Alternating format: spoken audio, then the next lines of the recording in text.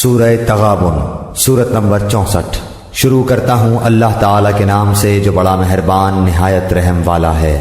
تمام چیزیں جو آسمانوں اور زمین میں ہیں اللہ کی پاکی بیان کرتی ہیں، اسی کی سلطنت ہے اور اسی کی تعریف ہے، اور وہ ہر چیز پر قادر ہے۔ اسی نے تمہیں پیدا کیا ہے، سو تم میں سے بعضے تو کافر ہیں اور بعض ایمان والے ہیں، اور جو کچھ تم کر رہے ہو اللہ تعالیٰ خوب دیکھ رہا ہے۔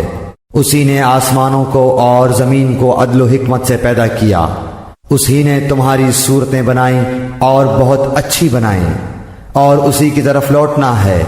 وہ آسمان و زمین کی ہر چیز کا علم رکھتا ہے، اور جو کچھ تم چھپاؤ اور ظاہر کرو وہ سب کو جانتا ہے۔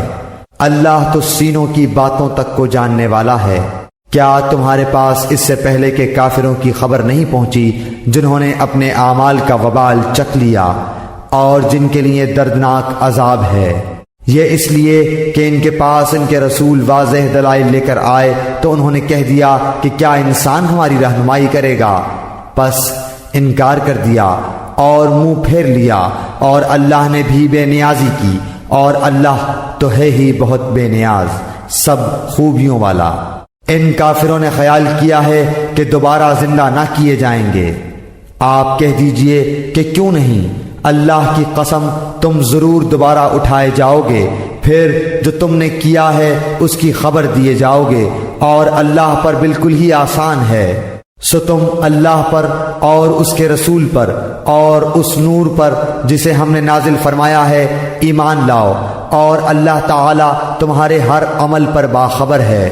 جس دن تم سب کو اس جمع ہونے کے دن جمع کرے گا وہی دن ہے ہار جیت کا، اور جو شخص اللہ پر ایمان لا کر نیک عمل کرے اللہ اس سے اس کی برائیاں دور کر دے گا اور اسے جنتوں میں داخل کرے گا جن کے نیچے نہریں بہہ رہی ہیں، جن میں وہ ہمیشہ ہمیشہ رہیں گے۔ یہی بہت بڑی کامیابی ہے۔ اور جن لوگوں نے کفر کیا اور ہماری آیتوں کو جھٹلایا وہی سب جہنمی ہیں جو جہنم میں ہمیشہ رہیں گے، وہ بہت برا ٹھکانہ ہے۔ کوئی مصیبت اللہ کی اجازت کے بغیر نہیں پہنچ سکتی۔ جو اللہ پر ایمان لائے اللہ اس کے دل کو ہدایت دیتا ہے، اور اللہ ہر چیز کو خوب جاننے والا ہے۔ لوگو اللہ کا کہنا مانو اور رسول کا کہنا مانو، پس اگر تم اعراض کرو تو ہمارے رسول کے ذمے صرف صاف صاف پہنچا دینا ہے۔ اللہ کے سوا کوئی معبود برحق نہیں، اور مومنوں کو اللہ ہی پر توکل رکھنا چاہیے۔ اے ایمان والو، تمہاری بعض بیویاں اور بعض بچے تمہارے دشمن ہیں، پس ان سے ہوشیار رہنا، اور اگر تم معاف کر دو اور درگزر کر جاؤ اور بخش دو تو اللہ تعالیٰ بخشنے والا مہربان ہے۔ تمہارے مال اور اولاد تو سراسر تمہاری آزمائش ہیں، اور بہت بڑا اجر اللہ کے پاس ہے۔ پس جہاں تک تم سے ہو سکے اللہ سے ڈرتے رہو اور سنتے اور مانتے چلے جاؤ، اور اللہ کی راہ میں خیرات کرتے رہو جو تمہارے لیے بہتر ہے۔ اور جو شخص اپنے نفس کی حرص سے محفوظ رکھا جائے وہی کامیاب ہے۔